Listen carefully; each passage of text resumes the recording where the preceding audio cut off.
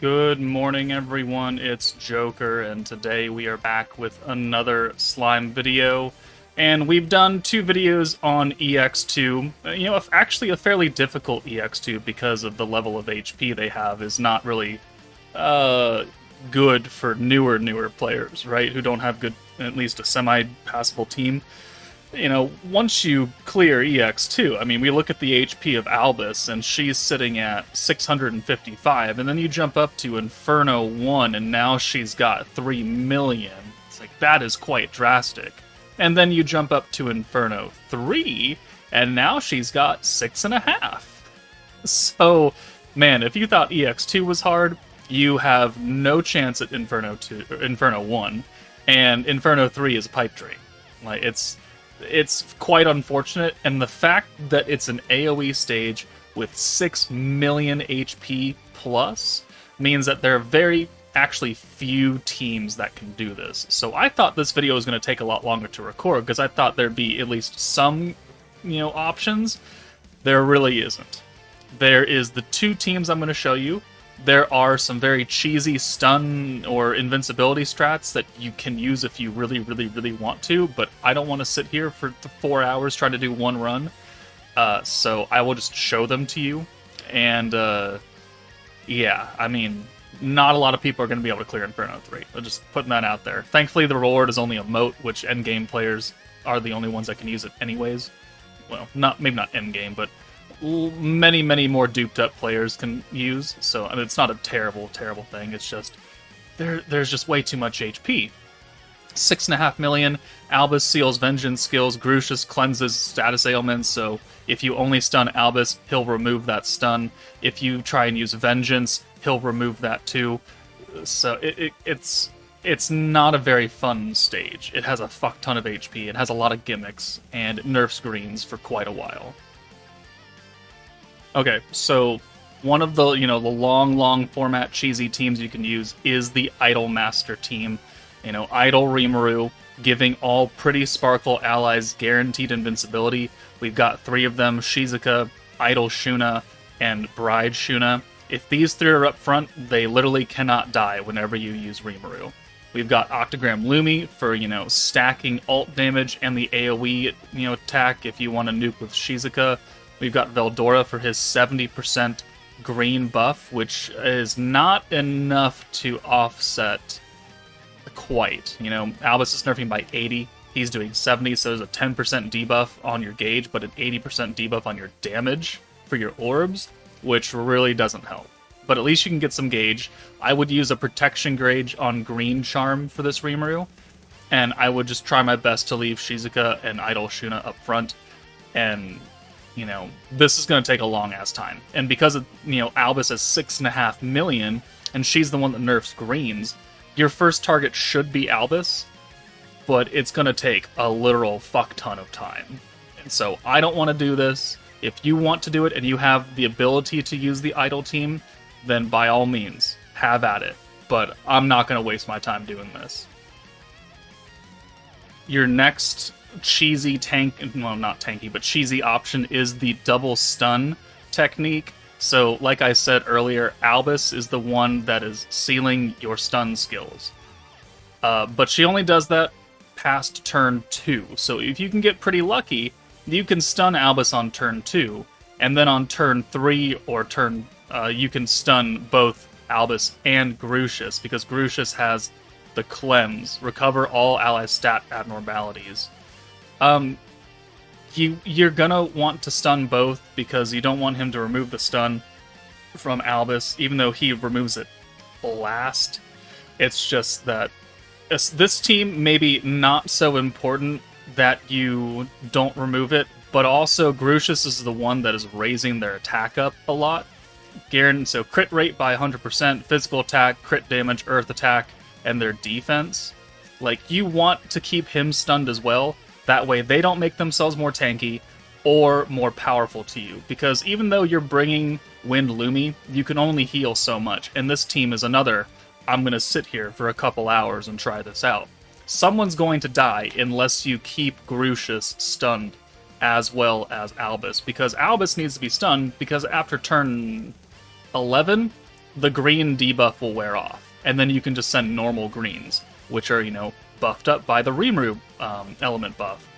So you're wanting to stun both of them. If you don't have Guy, for whatever reason, those free 100 Octagram emblems went to somebody else. If you have her, you can use Albedo, because she also stuns, but her stun is also expensive. Guy is 25 points, Albedo is 55, Raphael is 55. Raphael was literally given away for free today, as of recording this video, on August 2nd. So you're gonna have at least Raphael.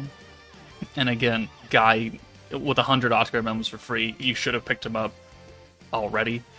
So, Orb Changer Healer, Orb Changer Alt Buffer, Orb Changer, the stun, plus the Pierce and Alt Resistance down. The stun, his Orb Change is not really that impactful. You don't need him skill fuse for that. You don't need Guy even level 100. You can have him level 80. He'll take more damage, yeah, sure, but at least you have 2 stunners. And then you would just do the fight. You would stun Albus and you would stun Grucius, and then you just convert to greens. If we don't have a green buffer here, you could take Wind Lumi out or Dark Milim out, and you could put either Isis or you could put Earth Veldora, again, to offset that green buff. Because you could either play for the really, really long game, not bring him, and just have nerfed greens for 10 turns. You wouldn't have a lot of Rimuru stacks, but that's okay. You're going to get a lot of points from him anyways. And then after, turn 11, the greens are no longer debuffed, and you don't really need Veldora, but it's still nice to have. Or you could just bring him anyways. He orb changes his orbs and Milim orbs, because they're both on Exalted Champions, so that's nice. And the green buff can last, for the entirety of the fight, because you can just be resetting it with Rimuru, who you're going to get more stacks of. So those are the two really cheesy options you can use, but they are going to take a long, long time commitment. So just, be prepared for that. Okay, so just for your information, I did try this team out. Konosuba Rimuru is giving the extra damage against Earth enemies, and he's buffing Adventurer allies damage against Earth, which both of these Fire Shizus are. The new Commander Shizu is a very, very powerful character between the physical buff and the EX alt damage, plus the full hand of orange orb changing. Fire Shizu, Christmas Shizu has a fire buff. If she's skill fused, it has a fire resistance down as well. She's got an AoE debuff and a little bit of extra pierce power, which Albus will be giving pierce rate and pierce resistance down with green orb changing. Glenda will be giving at least Commander Shizu guaranteed synergy, and then Commander Hinata 120% alt damage for Commander Shizu only, because this Shizu, Christmas Shizu, not on Commander. And then she's got more green orb changing. So we have a lot of coverage here, and you would think that because that extra damage buff and we're stacking permanent alt damage with Rimuru, it would be pretty easy. However, it doesn't quite work out the way you would think. So let's go ahead and use all the skills. Let's use the stacks of Rimuru. Oh, there we go. And then we'll send Fire Shizu first. She has a debuff, or I think a Pierce Power buff. So she does 465k. It's not a lot. They have a lot of physical resistance, these enemies do. And then Commander Shizu, for all her power, she does 3.3. She does half of their health. Half. Which sounds great, because, 3.3 million is great. Except, you gotta remember they have 6 million plus.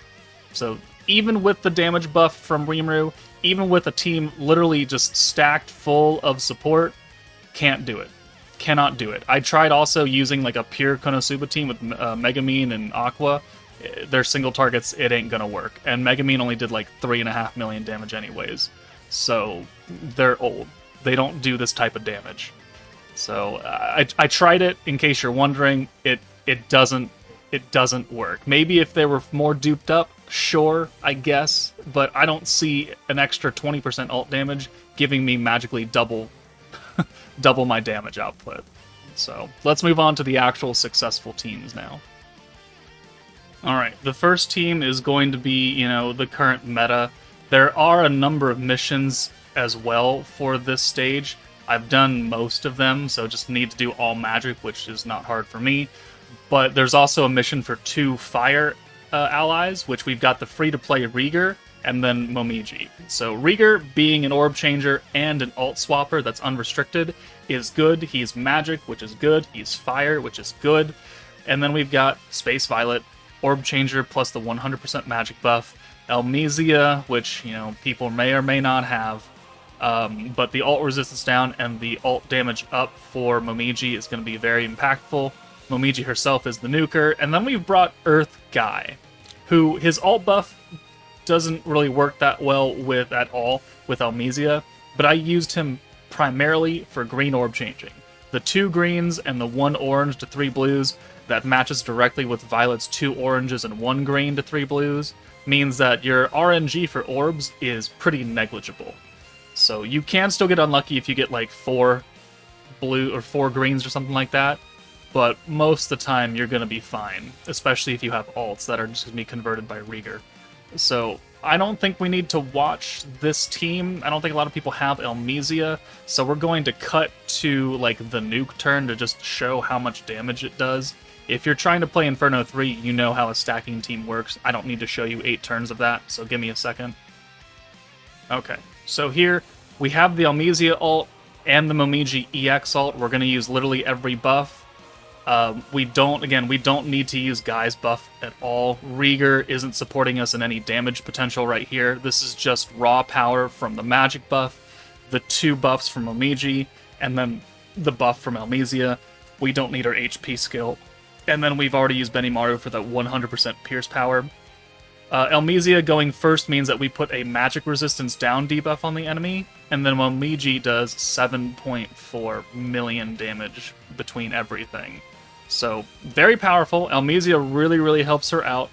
Elmesia stonks through the roof right now.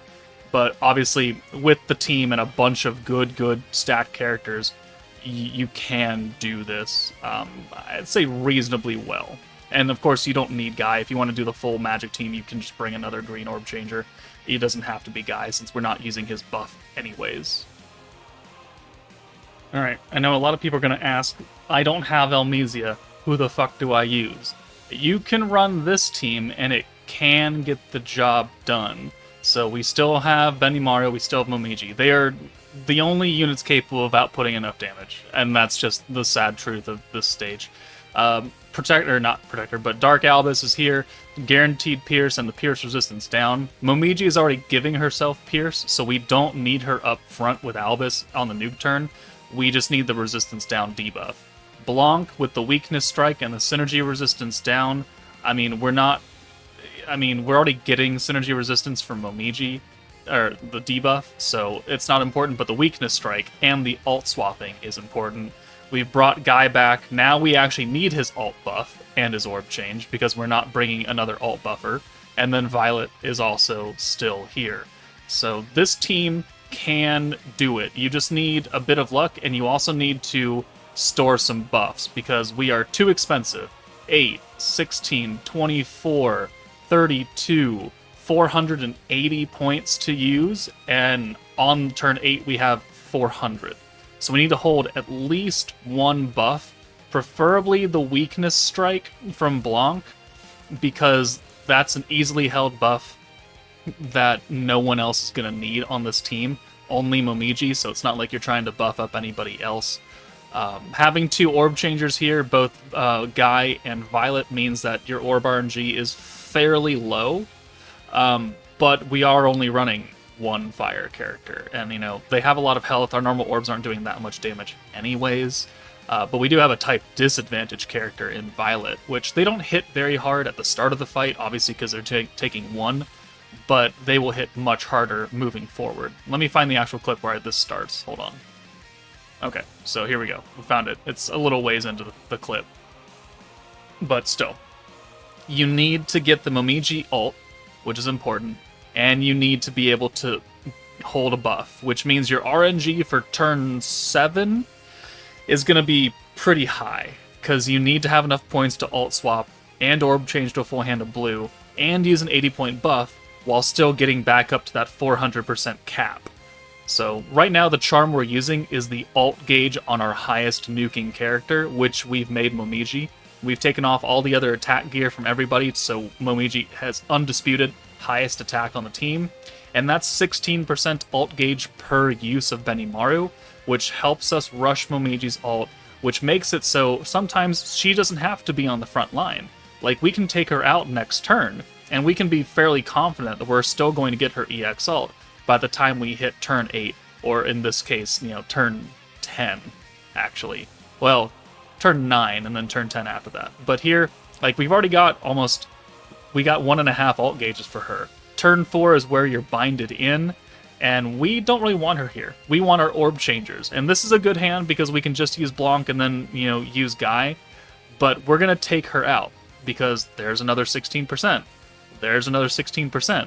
She's not far away, and we have the points here now, so we can either swap out or we could use the Blanc weakness strike now, because every time we use Benimaru, we give ult gauge, and if we bring Momiji back on turn 6 or turn 7, she's just going to get her EX ult, and now we've held a buff that we need to hold, which means our RNG for turn 7 is much lower now, because we don't need to use as many points to get what we need, and we get another good hand here where we just need to use Violet's orb change and the ult swap for Blanc, and that is another 10% ult damage from Benimaru.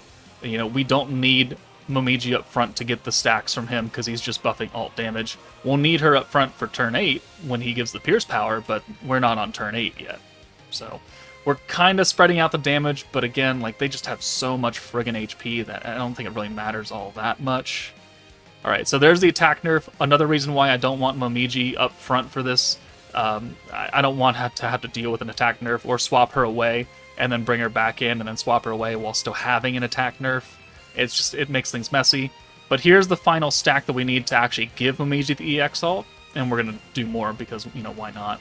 But now we have a triple ult swap. We could use the magic buff for Violet, and then we still have enough points to use her orb change, and now Momiji can go away. So now we've successfully stored 2 buffs, which means that we only need 320 points on the nuke turn, which now makes everything super easy, quote unquote. It's just that this team is a whale team, right? You have a full team of EX characters. 2 of them are brand spanking new. Violet and Blanc are level 120. Guy's 120. Actually, everyone's 120 except for Momiji. Just now realizing that. But alt swap, orb change with, it doesn't really matter. You could use Albus, you could use Guy. Albus is cheaper, so we'll use her. But we're keeping Momiji in the back because we have the weakness strike and the magic buff held on her. She cannot be up front right now. 1 damage from our physical characters is looking excellent, right? And now on turn 8, we are ready to nuke. We have enough points. Even if we didn't use the magic buff early as well, we would have enough points. So, alt buff, because it hits the back line, no one cares about the crit. And then the Pierce resistance down debuff. Again, we need to put that on, but Momiji gives herself Pierce, so it's not important that she's up front when we use the Albus skill. And now I'm just trying to decide who comes out. So we'll take Albus out, Violet will come in for Guy, and she has her magic buff as well? No, she doesn't. So now we use just the 2 Momiji skills. So guaranteed Pierce, fire attack, synergy resistance down. There's the Pierce power, and now we'll send Momiji first because she has an ult effect, and she does 5.6 million on this team. 5.6 million. If you wanted to go another turn to turn 9 and nuke and get like another stack of Benimaru, you could. You could have better enchanted weapons. You could have more dupes in Momiji or Benimaru or both of them. But 5.6 we almost kill. Violet then comes in and hits for shit. And then Blanc comes in, 376. She's able to kill Garucius. And then our normal orb is able to kill Sufia, which just leaves Albus now. But she still has a decent amount of HP, even with that little sliver, because that little sliver is still like 300,000 or something like that. Something crazy. And so we need to go another 2 turns. 2 turns to actually clear this. We have enough points to use Guy's orb change, so we'll get another stack of Benimaru in. Now, no matter what, he's giving Pierce power, but it's only useful if we're actually giving ourselves crit rate, or Pierce rate, and we're just building up points now. So, it's turn 9, Momiji, 18,000 right there. We have a good guy orb change, so we can use Benimaru. We should be able to get the ult for Momiji because of the ult gauge right there, plus this. We're going to use a few of her skills now, I think, to maybe try and see if we can kill. Because now we have Pierce Power, so let's put Pierce and Pierce Resistance down, and then the Fire attack, and see if the 200% orb from Momiji can kill, right here. And even, 55,000 damage, 110,000, she's still not dead. She's still not dead. Alright, but she only had the AoE ult. Everyone is still technically alive, and we have another good hand, so it's just time to full send. We have 300 points, so magic buff, and then the 2 Momiji buffs, plus the Pierce Power from Benimaru, and now we can finally kill it. There is a mission for clearing in 10 turns or less. This is turn 11, so we're not going to hit that, but at least this team can clear it, and Momiji, again, is only level 100, so it's not a dupe kind of scenario. She does have enchanted gear. It's Pierce Power and Synergy Power, but this team can do it. It's just, you gotta have the units. But those are the only teams that I found that actually do it. Everything else I failed.